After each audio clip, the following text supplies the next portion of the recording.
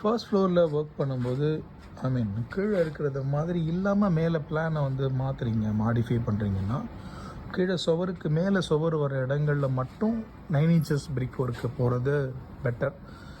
இல்லாத இடத்துல புதுசாக ஒரு வால் இன்ட்ரடியூஸ் பண்ணுற மாதிரி இருக்குதுன்னா அவாய்ட் பண்ணுறது நல்லது. சப்போஸ் இருந்தாலும் அந்த மாதிரி ஓப்பனிங் நிறையா வச்சு 4 அங்குல சுவர் மாதிரி போகிறது நல்லது.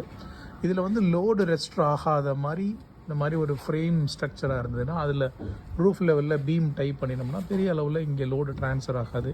ஸோ இந்த பிரிக் ஒர்க் இதோட செல்ஃப் வெயிட் மட்டும்தான் ஆக்ட் ஆகும். அது ஒரு பெரிய சேலஞ்சாக இருக்காது.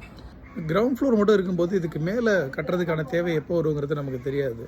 பட் அந்த தேவை உருவாகும்போது அந்த தேவை எப்படி வருது, என்னென்னலாம் செய்யணும் அப்படிங்கிறத விஷயங்களை லிஸ்ட் அவுட் பண்ணிவிட்டு நம்மளுடைய கரண்ட் ஸ்ட்ரக்சர் எப்படி இருக்குது, அதில் வந்து என்ன லிமிட்டேஷன்ஸ் இருக்குது அப்படிங்கிறத முதல்ல நம்ம புரிஞ்சுக்கணும்.